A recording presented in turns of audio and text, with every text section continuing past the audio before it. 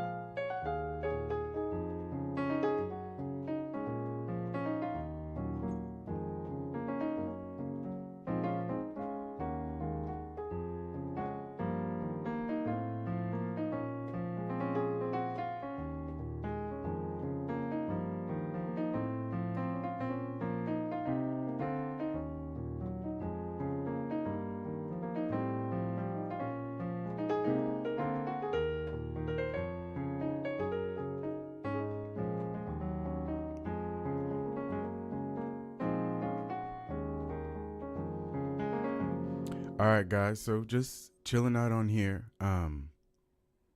Hey, Sammy, thank you so much, man. So if you have any questions, go ahead and post those in the chat. Appreciate that, Sammy. Thanks for giving a shout out for the membership. So, but yeah, if you got questions, go ahead, post those in the chat. Just here to help anybody that wants to grow in their piano journey. And I'll be up here for, I don't know, let's say the next like 45 minutes to an hour or so. So let me know.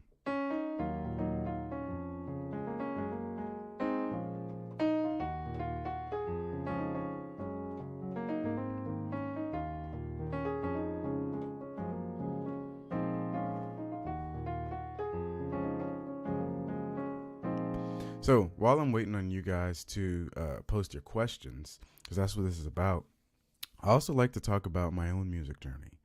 And something I've been struggling with big time with lately is my own passion for practicing and like finding the will and wanting to do it, because the truth is I I often I don't practice actually anymore.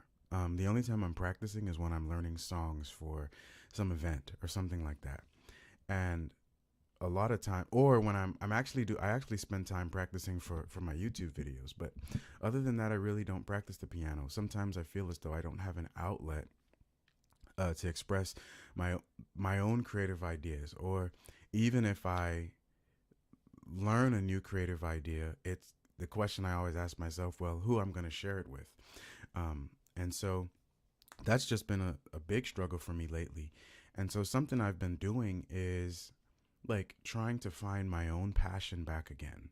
And to do that, I've been actually listening to songs that I used to listen to more when I was a kid. Songs that like inspired me, that really motivated me.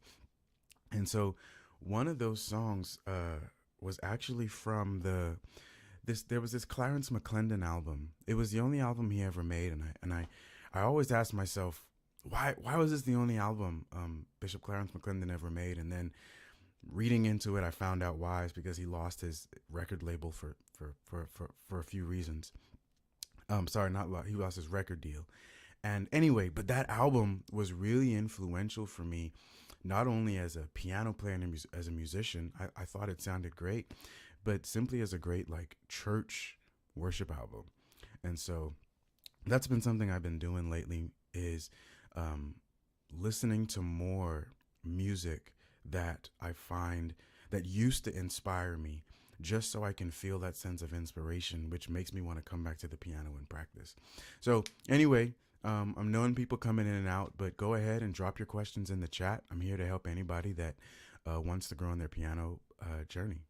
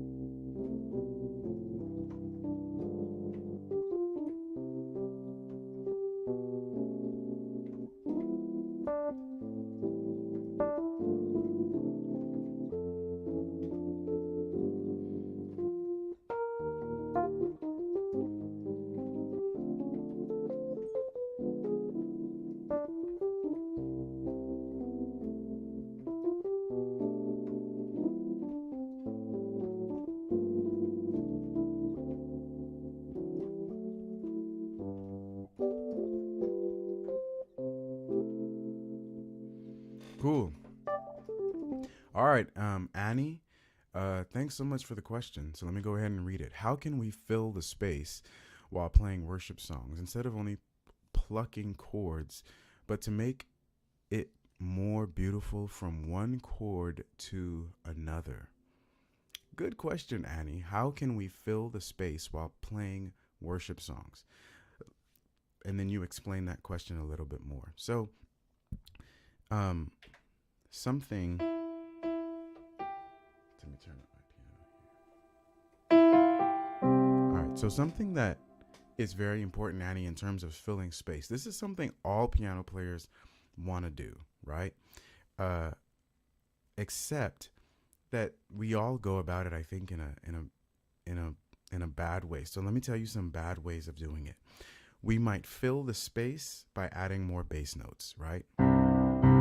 So like, let's take a simple chord progression: A minor to F, C to G. Okay, A minor to F, C to G. So some way we might do it badly would be like this.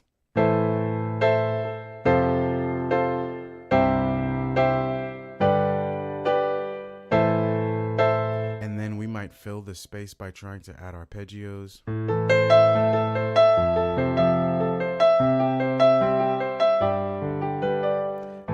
And even I didn't do it as bad as I think I hear it often, but we're just so aggressive with it. One of the best ways I like to fill space without it sounding so clunky and more connected is by playing melodic lines in my right hand and focusing on basic ideas in my left. That's one way. So what I like to do is I like to play piano riffs, okay? And so the way to do that is taking any melodic line. So I have a list of riffs on the YouTube channel. You could also go to the Play Creatively membership, and you can get a riff chart that's there. A riff chart that's free, and you could also get a course on the membership. And so one riff that I like is this one.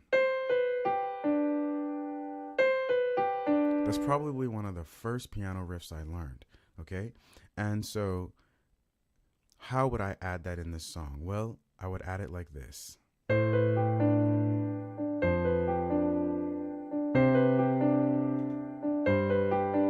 Now notice what I did. I just played that same riff over in my right hand, while in my left hand, I just went from one bass note to the other. I didn't even play the 5 or the octave of the 1, but I could even do that.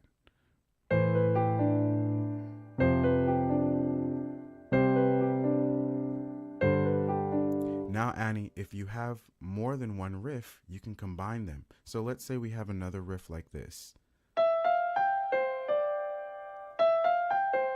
Now we're going to take that musical idea and combine it with this one. So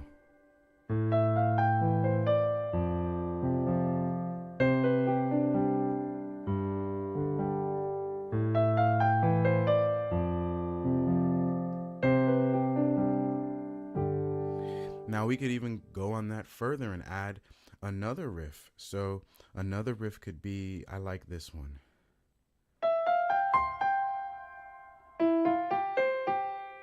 Okay, so we have 3. All right, so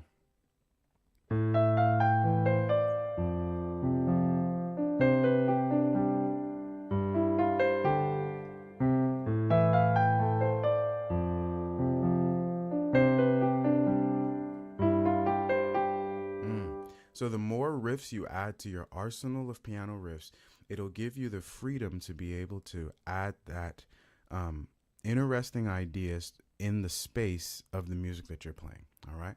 Good question. All right, Ken, thanks so much for your question. Can a sharp 5, sharp 9 go anywhere but to the 6th? Well, let's talk about sharp 5, sharp 9 chords. How do I use them? Well, one way I might use them is as a passing chord, which I'm assuming this is what you're talking about here. And so if one of the most common ways to use, or most common passing chords would be a 5 going to 1. Okay? And here in this case, this is 5 E major going to an A minor. Okay? Now, what I can do with that E major is that I can make it a sharp 5, sharp 9 chord. Going to the A minor, which is a 1. Okay? So, that's a very common way to use it. All right? So that's one way. Another way would be going to the 4. It would be going to the 4 down in a half step. So how would we do that? Well, let's think of the 4 in C major. Okay? And what we would do is what is the 4 in C major? The 4 in C major is F major. And so to get to that 4, we can use F sharp, sharp 5, sharp 9. I really like that chord. Okay, so here is the example of the first one in a song. By the way, guys, if you have questions, go ahead, drop your questions in the chat. I'm just here to help anybody that wants to grow in their piano journey. All right. So let's take the first one. We're going to use this sharp 5, sharp 9 chord, this E sharp 5, sharp 9 chord to go to A minor. And we're going to use it in As the Deer. So like, as the deer, right here, panteth for. All right. So we're using it as a 2, 5, 1 in this case of A minor. So 2, 5, 1. I did that just to highlight it. 2, 5, 1. Okay, a minor 2, 5, 1. Now, in this case, we are using it, I think of it really as a substitution of the C. So let's say we're going to F and we're using a 2, 5, 1 to get to F. So thank you, Lord. Now 2, 5, 1 of F. Okay, so Now, what I can do is I can use that F sharp as my substitution for the C. Thank you, Lord. It just gives it a different feel. Okay? So those are the two ways really that I use sharp 5, sharp 9 chords. I use them as an extension of my 5 chord if I'm playing a passing chord, or I use it in terms of a half step above the chord that I'm going to. As a passing chord, that's a half step above the chord that I'm going to. So like if I'm going to F, I'm going to use an F sharp. If I'm going to go to A, believe it or not, I can use a B flat sharp 5 sharp 9 as my passing chord going to A minor. Okay? So those are just two ways that I use them. Good question. So guys, if you have any questions, feel free to drop those in the chat. Otherwise, I'm just gonna hang around and mess around for a bit. So, let's see here.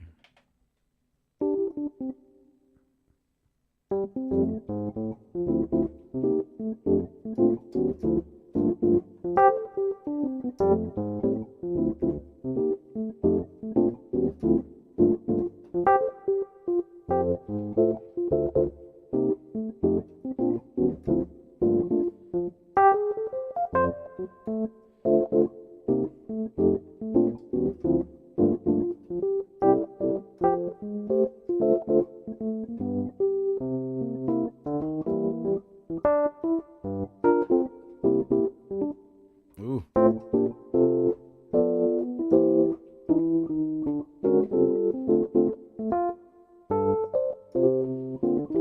Oh my gosh, I forgot it. Ooh. Man.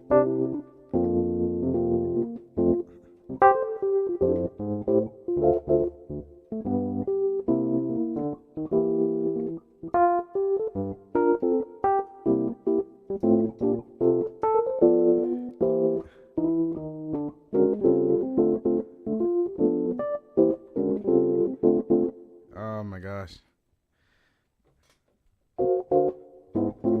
Man, it's been a while since I played that song. Let me see. Just going through these old songs I used to play.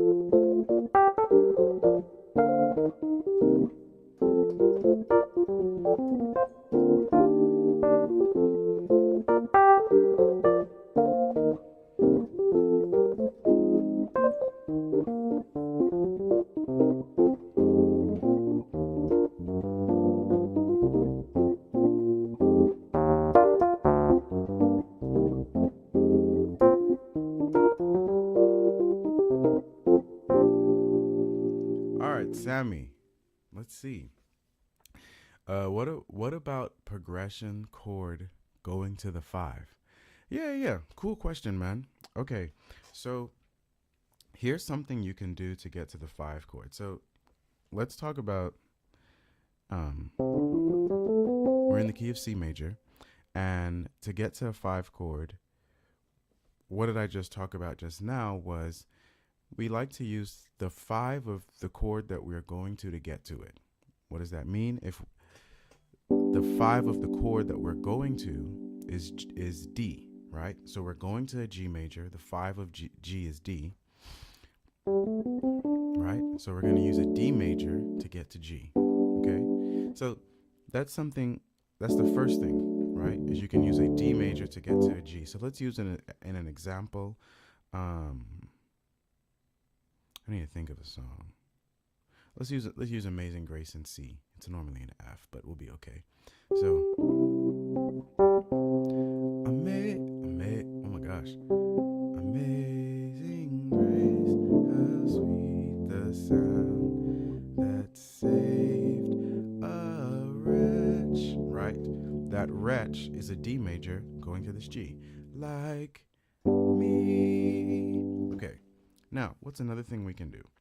Well, we can use an F sharp half diminished 7 to get to that G. Now, this F sharp half diminished 7, it comes from 2 places, I think. It comes from the D major chord.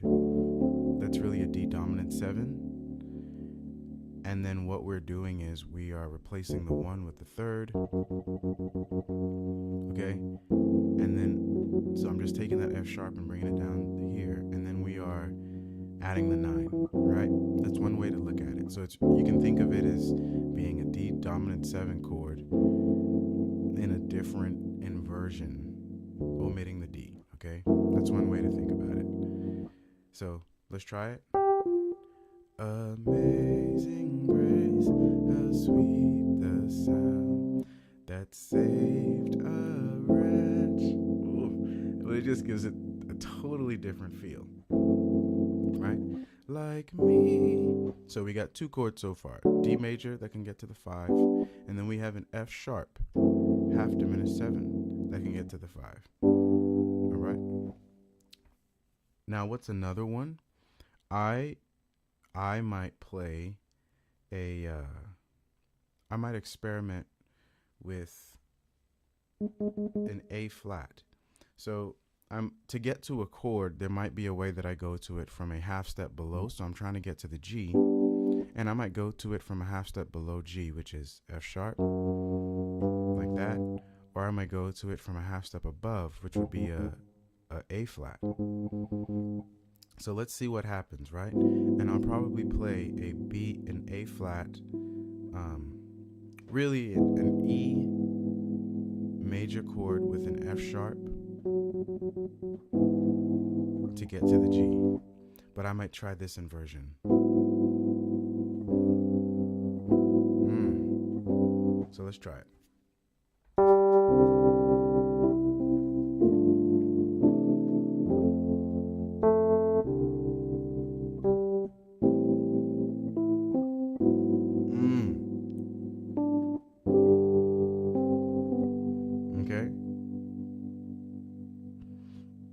So there's a reason why that E works. I don't really want to get into it, but I think it's related to the diminished scale, or at least that's how I would figure out like what's the rule for it. And in short, I think E, G major, B flat, and D flat are all related. And so I think a lot of times they are substitutions of, you can use them as substitutions of one another. So for example, like I could even try using like a D flat to get to that G. It would be insane, but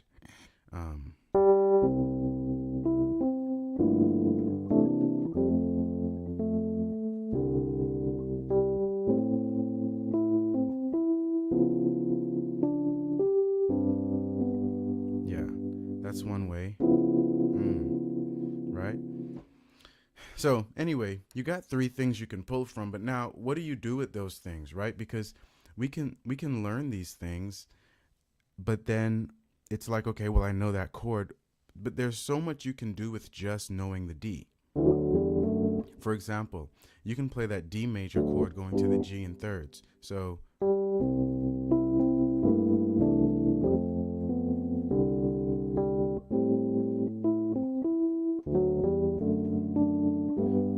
I played the D major in thirds.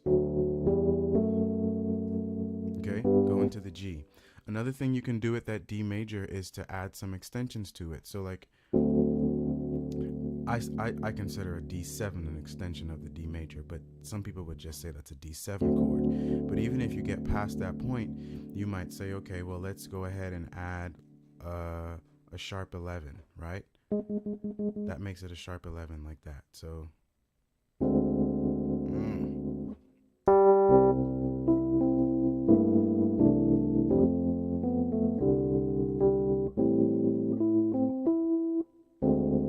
mm, right?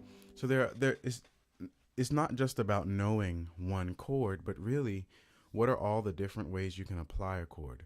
So it's it's playing that chord in thirds, maybe playing that chord in sixes, right? So we can take, or you can add some extensions to that chord. So here we played a regular D7 and just added the sharp 11, right?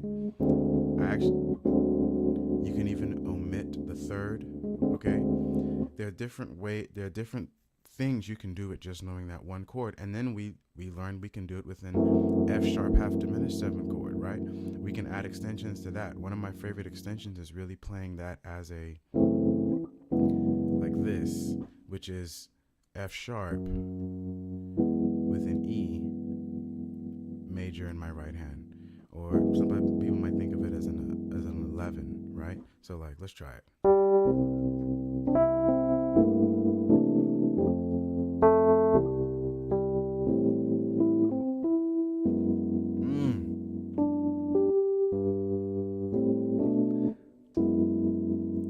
That's sweet. All right. So understand, like, take one chord and ask yourself, what are the different ways I can apply that one chord to get me to my 5? And then when you learn another chord, ask yourself, what are the different ways I could apply that one chord to get me to wherever I'm going? And that's just a general music concept. Like sometimes when we learn something in music, we think of it in a very linear way, meaning, okay, well, that's the only way I can use that concept. But really, you can find creative ways to use a concept, you know?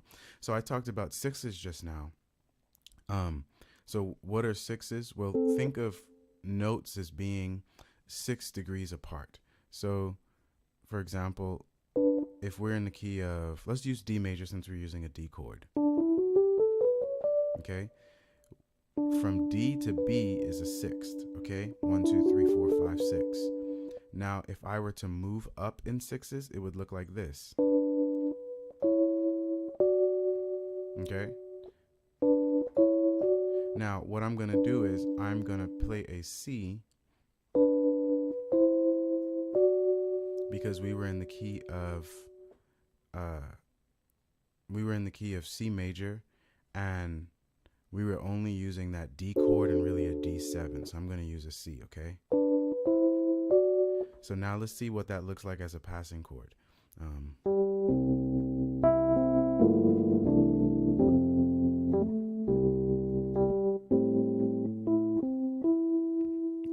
Let's see. Oh, I got lost. I like that. That saved a wretch. Saved a wretch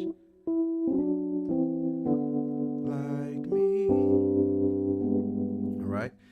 That's sixes. So always try, and I walk down instead of walking up. So, okay. So always try to think of multiple ways you can use a concept that you're learning. I think that was something my piano teacher was very great at, asking me the right questions to help me think about that. All right. Emmanuel, thanks so much for your question, man.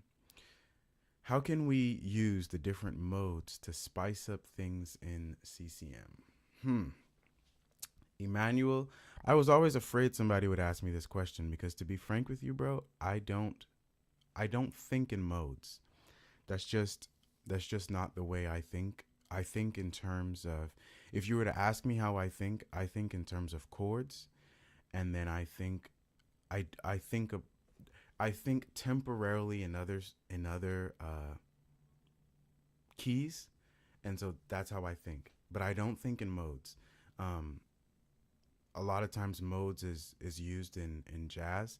Now I know my modes, but I don't know them like, oh, okay, let's use the Phrygian, or let's use the Lydian, or let's use the Aeolian right here. Like, I don't think of them that way, um, and so that's just never been my way of applying music.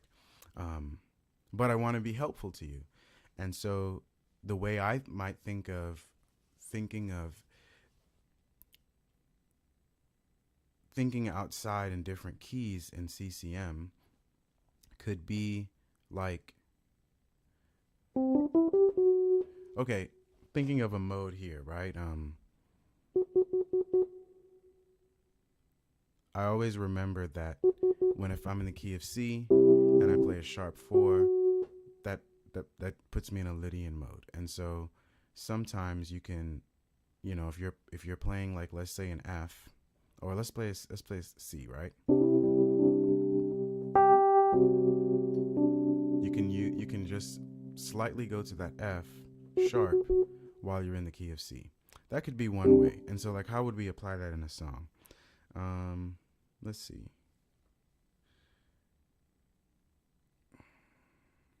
I'm gonna think of this progression. So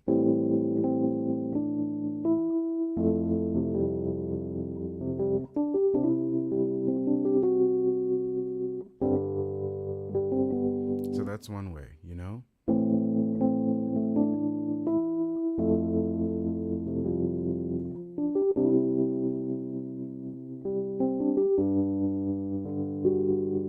So, but that's just not really how I think, man. So sorry I wasn't really able to help you in that more. That's something I should really probably spend more time on, but it's just not the way I think. All right, any other questions, guys? Go ahead, drop those in the chat. I'm here to help anybody that just wants to grow in their piano journey.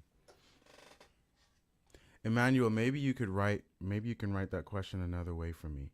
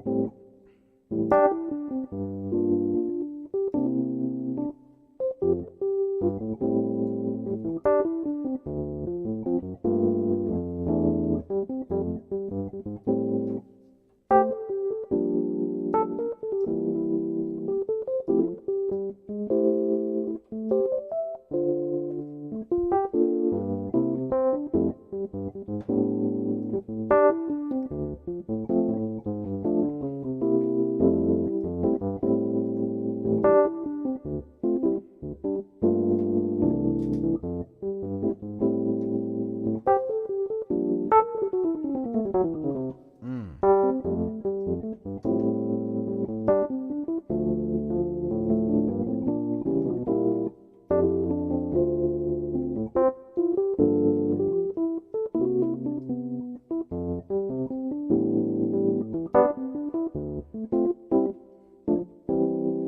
All right, so guys, while you're on, and remember to drop a question in the chat.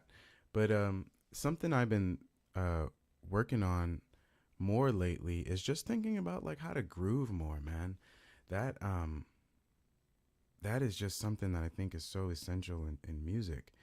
And so I just want to encourage you in that area, man. Like, think about, rather than what what how can I add more chords to the music? Ask yourself, how can I groove more with what I already have? And so one of the ways I learned, because I learned to groove, was with this simple progression right here. It's going from a 1 to a 2 to a 1 to a 2, 1, 2, but everything is just a different version of each other. Right? It's so simple, but now hear it in a groove. let's do this.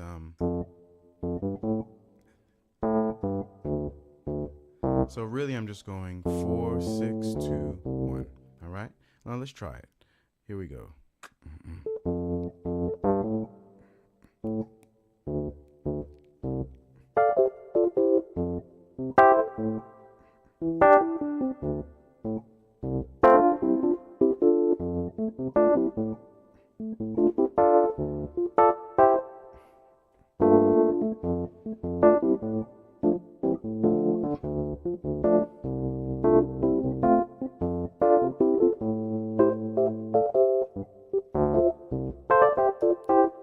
Just that idea, man.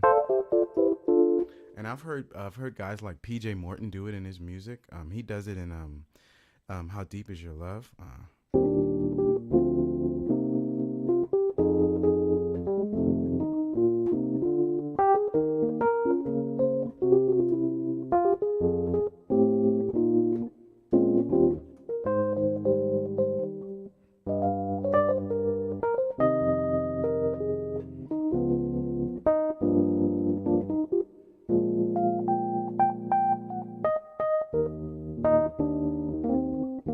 Trying to find it where it's, but oh my gosh.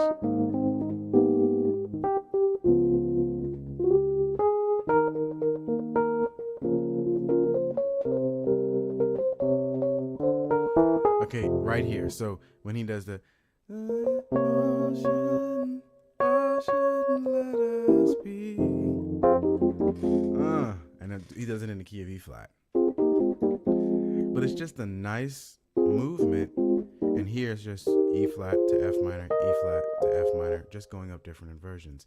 But it's just a nice little movement to have that can help you to groove. It also gives you stuff to play in between, like whenever there's space in the music. All right, Babyface, let me go ahead and answer your question, man. Can I ask on the basis of brass? Because I'm told to play at church when we play choruses. South African music in particular. Yeah, man, whatever musical question you got, go ahead and answer it.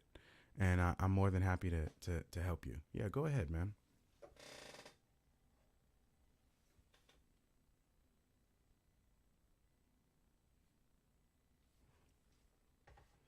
How to deal with brass, especially in some South African gospel.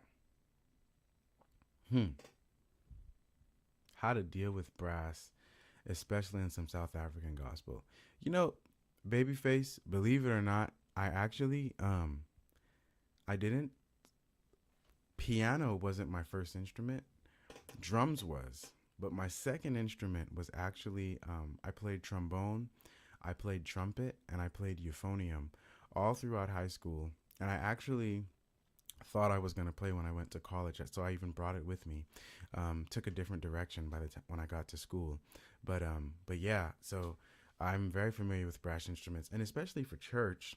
And it all depends on the type of church you go to, that it can be challenging.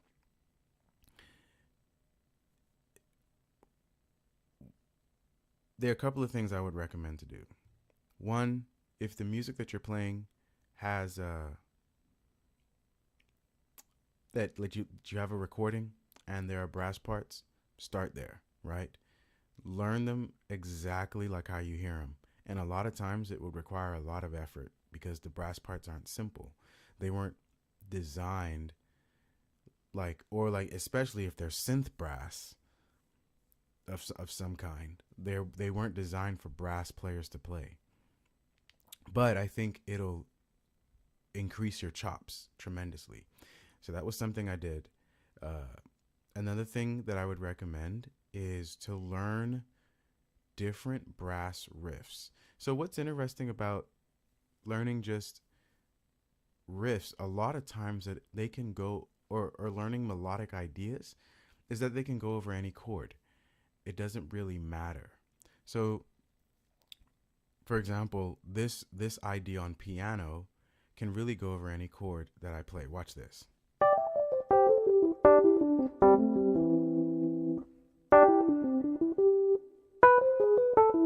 So like, watch me play that idea over a couple of chords.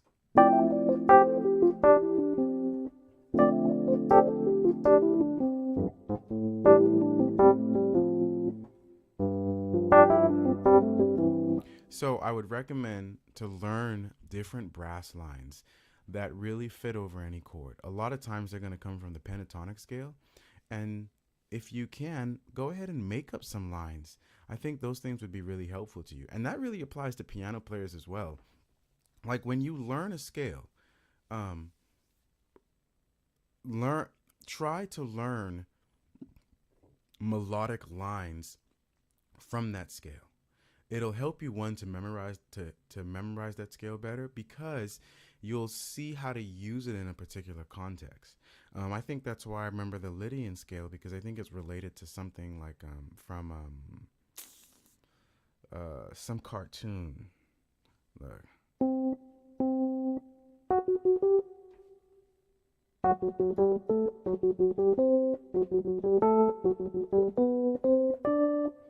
Anyway, it's dun dun dun dun dun dun dun dun dun dun dun dun. All right, I can't remember the other note, but anyway, I was like, oh, okay, that's the usefulness for it. So those are some things I suggest that you do, man. Is remember, if you learn brass lines, a lot of times that they can be played over most chords, especially if they're coming from the pentatonic scale. In some occasions, a flat 7, how is it there because I can't get it? In some occasions, a flat 7,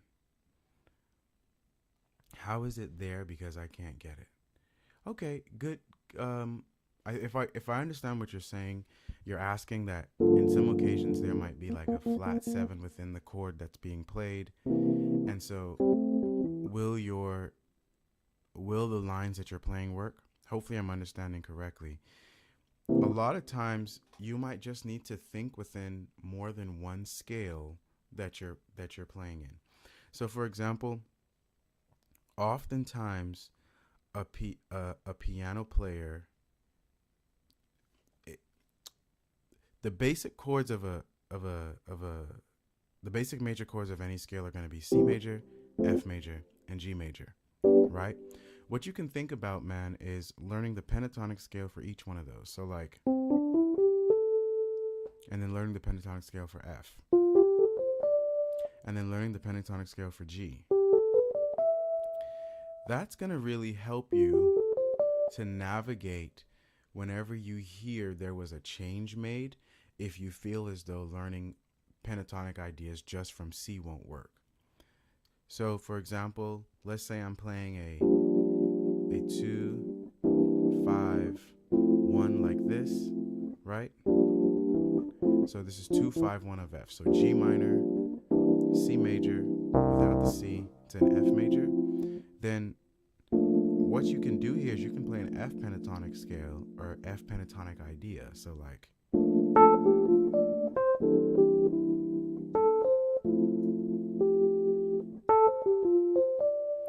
I did an F pentatonic idea because this was around the F major chord. Everything here was leading to that F major chord. You can do the same thing on a G, right? So we're going to play an A minor 7 to an F sharp 7 to a G major chord. Okay, so now this is me moving outside of this. Even though I'm in the key of C, this is me playing notes or accidental notes that are outside of the key. But watch me play the G pentatonic scale.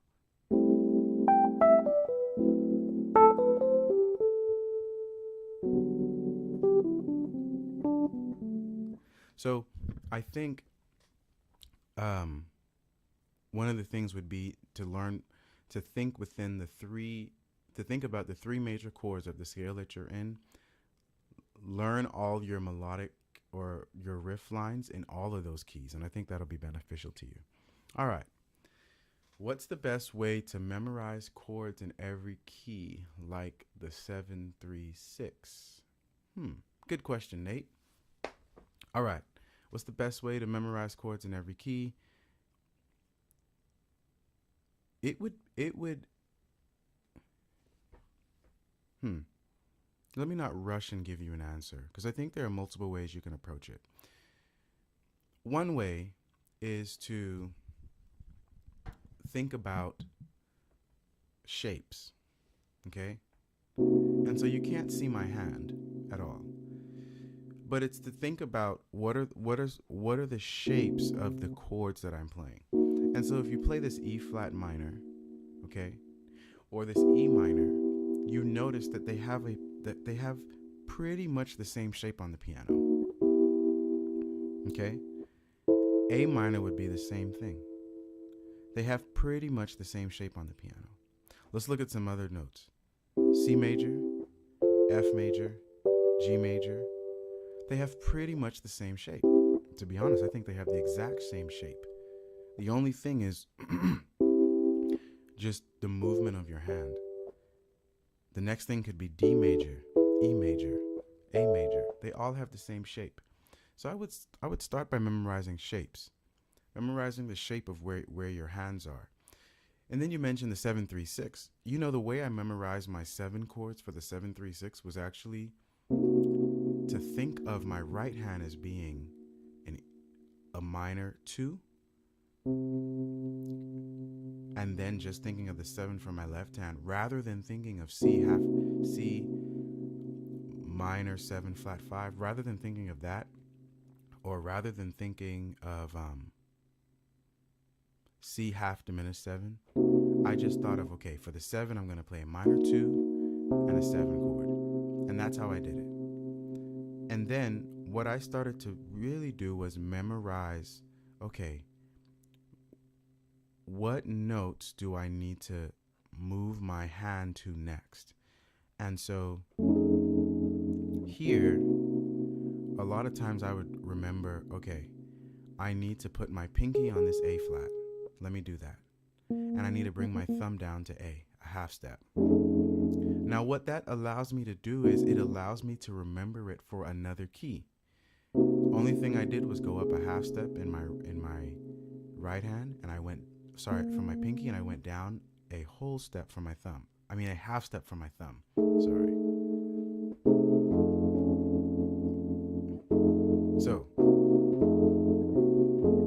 So now I can take that into another key. So if I'm in the key of F and I want to play the 7-3-6 of F, I said to myself, okay, it's a minor 2 with a 7 chord. So what I start to do is I start to break the chords up. The next thing, like I just told you, I take my pinky up a whole step from this note here, the B flat, and then I bring my thumb down a half step. Okay? So that was really what helped me to memorize chords and other keys, was what is my hand doing? It's really about what my hand was doing and less about what chord I was playing. And I think that's the best way you can look at it, is to memorize what is your hand doing rather than what is the chord that you're playing. What are the notes? All right. Question: how do you get the progression out of the music? All right. So I'm going to make the assumption, Benjamin, that you're talking about whenever you listen to a song and you're wondering, okay, how do I find the chords that are within the song? Now, I'm going to just be frank with you. This is not easy. This is very difficult, okay? But by the way, if you have questions, go ahead and drop them in the chat. I'll be on here for a little bit longer. I'm going to tell you the instructions my teacher gave me in order to learn a song. He said, first, learn the melody. So that's my instruction to you. First step, learn the melody. Don't try to skip it. Don't try to jump straight to the chords, okay? Too many of us do that, especially early on. You can't do that. Jump straight to the, learn the melody. The next thing that I'd recommend, Benjamin, is once you've learned the melody, to find the bass notes. So when I was learning the Lord's Prayer, yo, what's going on from California? Hey, what's up? When I was learning the Lord's Prayer, man, that was probably one of the most difficult songs I've ever learned.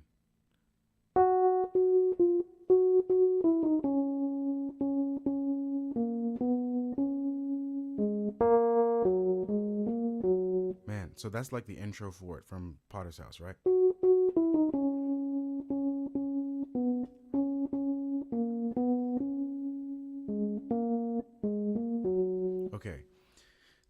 Then you got to learn the bass notes for whatever you're doing, man. And so that would be the next thing. And then once you've done that, Benjamin, then you try to fill in the gaps with the chords. And so something that I would do, man, is I would literally sit on the piano sit with my head next to a subwoofer sometimes, just so I can find the right bass note. Sometimes it took forever, but now I can listen to a song and honestly, I can honestly sometimes play a song like that because okay, I can already hear the changes. But that was the process. It was learning the melody, listening for the bass notes, and then from the bass notes, I would try to fill in the gaps. And sometimes my gaps were wrong, but over time, your ear is going to naturally develop, and as your ear is developing, you're listening for the bass notes, you're listening for the melody. You're gonna go back to some songs that you played in the past, and you're gonna be like, okay, I see where I messed up there. I can fix it and adjust. But it's really a learning process. One more thing, and I wish I did this earlier. You need to sing. You need to sing what you think you are hearing, and then try to find it. When you are singing, you are internalizing what you think you're hearing versus just trying to sing it in your head. And so that was something I wish I did much earlier on. When I started singing, and I didn't start singing until I was like 20 something, my ear improved drastically. To this day, that's probably one of the most like fascinating things to me, is that my ear did not improve until I started singing. And when I think about it, some of the keyboard players who I realized were like further than me in terms of their ears, it was because they sung. So something to think about. Good question, Benjamin. Very good question. All right. Joshua, how to create our own inner voice movements. Solid question, man. So how to create your own inner voice movements. What you need to think about, man, think of how I can answer this the best way. I'll tell you what I do. I think about thirds. I talked about this earlier today, but I think about thirds. So let's say we're going to use a D major passing chord going to a G major. Okay? What I may do is, instead of just playing a regular D major passing chord, I may play D in thirds. So, let's see. What was the song I used? Amazing Grace.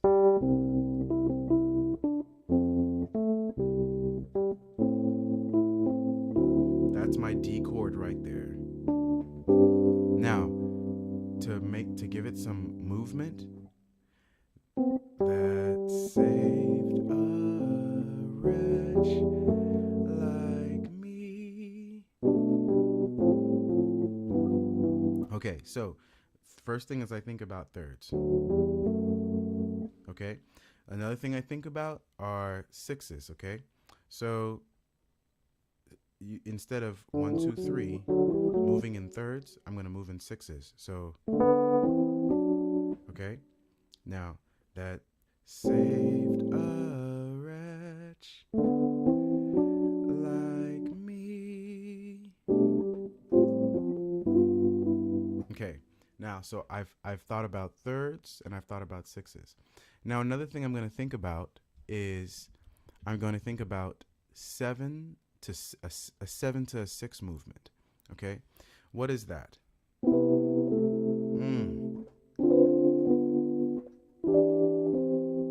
Okay, now everything I'm doing here, I'm playing a C major chord and I'm going from B to A, or 7 to 6. I'm playing a D minor chord. I'm going from D minor 7, 7 to 6. I'm playing an E minor chord, 7 to 6. Okay? So that's like an E, like an E minor 6, all right? All right? I'm doing the same thing for all of them, and I'm just doing it in octaves.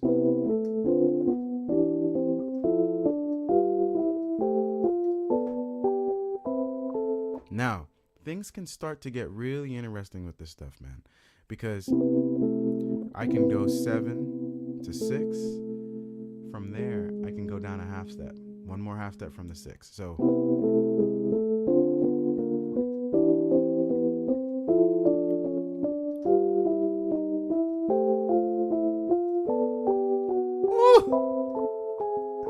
oh man, that stuff gets me fired up because it's one of my favorite stuff to do, right? Now, we went from 7 to 6, and then we went down one more half step, okay?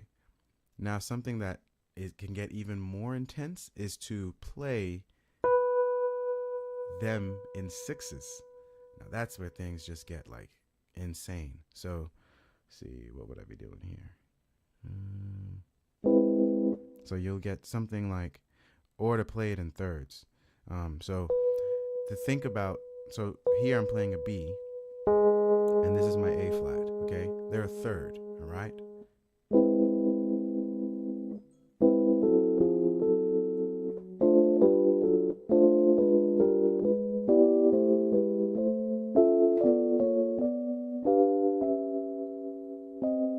All right? So, and I know it better in other keys. I'm surprised I don't know it as well in C. But that's just some ways. And so really that's exactly my process for coming up with inner voicing movements. And then one more would be moving from a 2 to a 1 over a slash chord. So for example, this is an F major chord, right? But this is an F major over an A. And so what I like to do is I like to play a G to F like that. So instead of this, I'll play G to F. That's where I get my movement from. And then what I'll do is I'll play 6s on that movement. So what's a 6 away from G? It's going to be a B flat. Okay? Or you can think of it as just going up a third. But here's what it would be. So I can do that. Or you saw me go to an F sharp. Okay? All right. Hopefully that's helpful to you. No one has ever asked me that question before. It's a very good question. All right. I need to learn how to play better, to make chords more richer. Anthony, I think the best thing I think you can do, man, is to go to start off with adding major 7s to everything you're playing. Major 7s, dominant 7s. From there, it would be to add 9s, to add 11s, to add 13s, and to be familiar with how just adding those things. Those are really how you make your chords richer.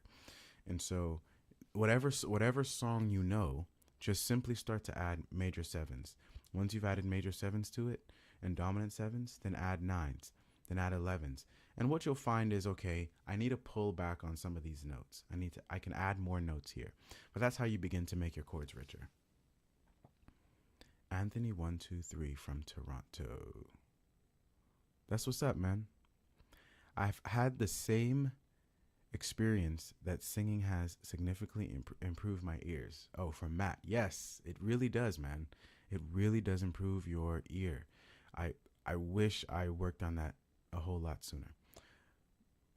All right. Babyface says, by the way, I mentioned South Africa gospel because I'm from South Africa. That's what's up, man. I really want to visit South Africa one day. I think it would be really cool. Oh, I really like South African music, by the way. I don't know what it is. It's something about bass and drums that just makes you want to just move your body. Bass, drum, and guitar. I don't know what it is about South African music, but I really like one day. I even think I made a South African beat one time, but I really like South African music, man. All right, Gideon from Nigeria. Can we use piano accidentals as basic passing chords? Hey, Gideon. That's not the best way I would approach how to apply passing chords. The first thing I would think about is ask myself, what is my target chord? What is the chord I'm going to? I'm going to a G major. So if I'm going to a G major, the first type of passing chord I'd like to teach people to use that has accidentals is to use the 5 of the target chord that I'm going to. So if I'm playing a G major, I count 5, 1, 2, 3, 4, 5, and I can use, and that tells me a D major can be my target chord to a G major. Okay, sorry, can be my passing chord going to my G major. All right, and so that's the best way, and you can use it on any chord really. So let's say we're going to an F. I count 5 from F. I hit land on C, so that tells me a C major chord can be my passing chord going to an F major. All right. One more. We're playing a B flat. What is the 5 of B flat? The 5 of B flat is 1, 2, 3, 4, 5. It's F. So I can use an F major chord going to a B flat. All right. So that's how I begin to start using passing chords with accidentals. How to start adding chords in the right hand with the melody on top. So Nate, very good question. And if you have any other questions, and if I see them while I'm answering Nate's, I'll answer them. But if not, then we'll go ahead and end today's session. So Nate, how do I begin adding passing chords? How do I begin adding chords in the right hand with the melody on top? One thing I like to think about is the inversion that I'm playing. Okay, and so let's take a song. We did Amazing Grace just now. So one thing that I would recommend doing, right, is once you know the melody. So this is essential. You have to know the melody, and then you know the chords, right? You play the inversion that places the melody on top of your hand. So for example, the first chord for Amazing Grace is C, if we're in the key of C. Amazing Grace. However, here, if I'm playing it in root position, G is on top. So the best thing that I can do is I can take this G and I can put it above here. I can put it up here because that's where the melody is. Amazing Grace, right? And I'm keeping all these notes in my hand. Sweet. For sweet, C is in the melody, so I'm going to keep F major just like this. Sweet, the sound that saved. Now, the next chord here is an A minor. However, E is not in the melody. The note that's in the melody is C. So I'm going to readjust my inversion. That saved a wretch. Here is a D major chord, right? It's really a D9. And so what I'm doing here is I'm going to keep that 9 on top. Wretch like me. Now this chord here is a G major chord, but it's not where this is G major first, or root position. It's not this G major. The reason why is because this is not in the melody. The melody is here. Okay, so I'm going to readjust my notes to put this note up here. All right, so that's how I do it. Okay, and then for there, I just added a sus before I went down to the B. So that's what I'd recommend, man, is watch your inversions. Once you know the melody, then try to match your melody, your inversions to your melody, to where your melody's on top. Good question, Nate. All right. Add TV. Hi, bro. Can you help teach me passing chords, 2-5-1, stuff like that to enrich our chords? All right.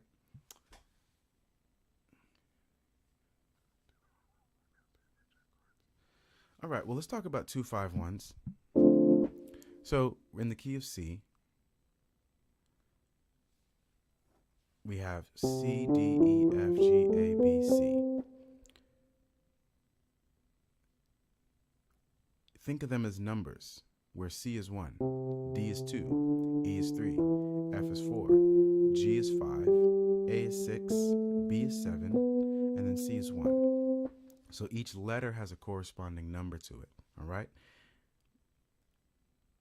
2 represents D because it's the second note within the scale. 5 represents G because it's the fifth note within the scale. And C represents 1 because it's the first note within the scale, okay? 1, 2, 5, 1, okay?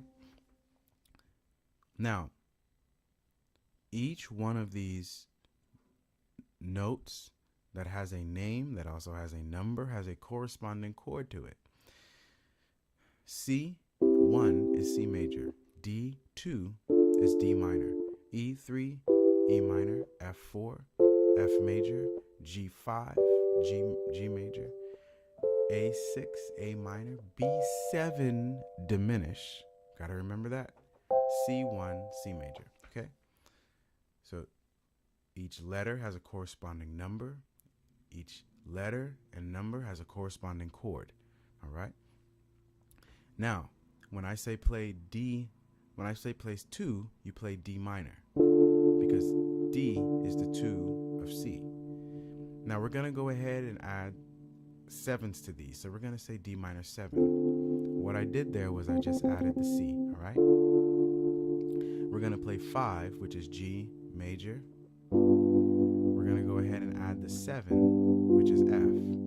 So we have G7, and then we're going to play C major. And we're going to go ahead and add the 7, like that. All right. So 2, 5,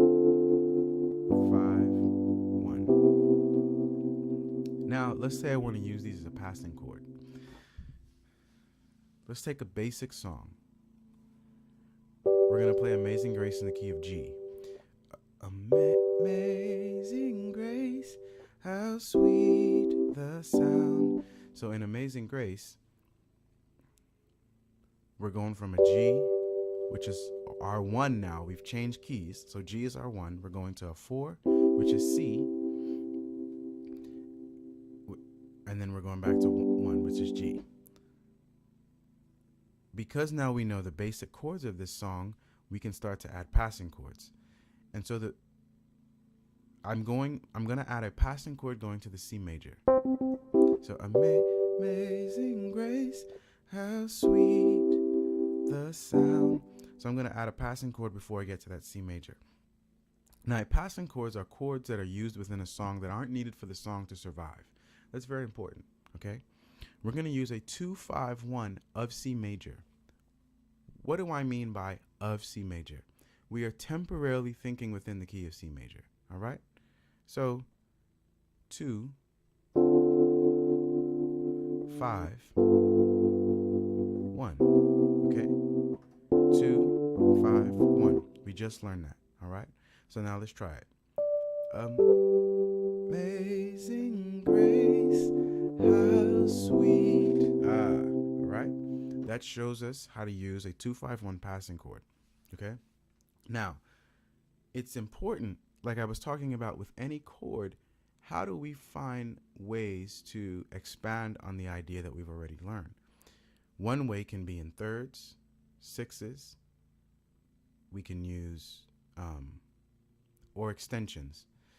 We didn't even talk about substitutions, but that's another way.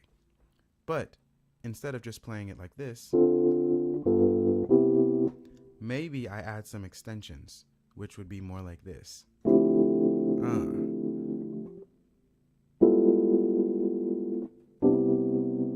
Right? All I did was add extensions. What do I mean by extensions? I added either 9s, 11s, 13s, sharp 11s, flat 9s. Like, those are extensions. And so here was a D minor 11. Here is a G flat 9 with a 13 to a C major. So, amazing grace, golly, sweet the sound. And extensions equals flavor. All right, so that's just how you begin to do it with passing chords. Anthony asked, do we have lessons here every Friday?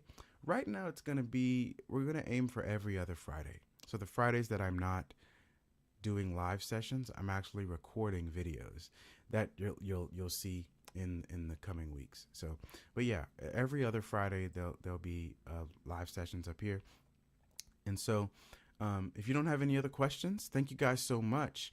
I want to say that right now we're in November, and so I'm having like the craziest sale that I have on the Play Creatively website, which is um, you can get a the lifetime membership for 50% off, and it's only a one-time fee. So rather than paying monthly, you can just get the lifetime, and you can actually get it on a payment plan, which is pretty cool.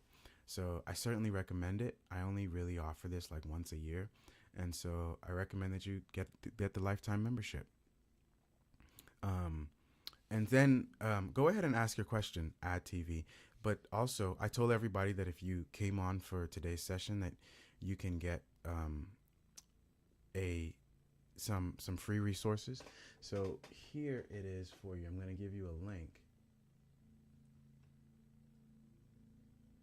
So I'm going to drop a link to two things. I'm going to drop a link to the website, and you can check it out there.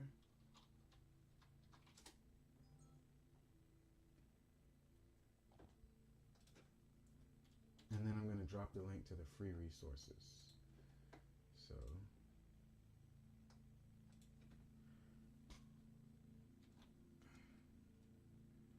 So that's the link to the website, and there you can check out the free. You can check out the lifetime membership. Also, I'm going to go ahead and give you a direct link to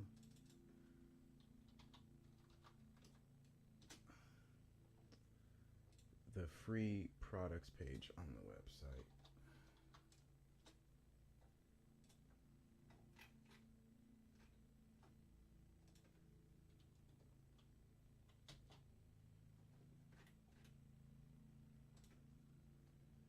See here.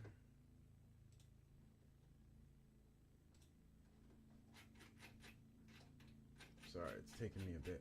Thought I had the link ready, but I didn't.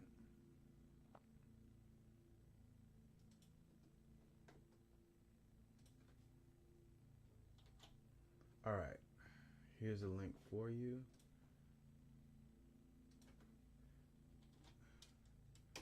That link will actually get you started on it's actually a free membership, and with that you get my Piano Fundamentals 1. You get a free like one of my workshops where I talk about passing chords, and then you also get some free charts. So like your major chords, your minor chords, your diminished chords, your augmented chords. So you can check those stuff out. You get that for free, but certainly recommend you get the lifetime membership. All right. Thanks for the respond of the passing adding adding extension chords. Yeah. You're more than welcome, man. Anyway, hope you guys have a great day, and just thanks so much for your support on the channel. And when I mean support, I mean monetarily. All right, but seriously, that's just how we able to keep things going on the channel. So appreciate you guys, and hope you have a great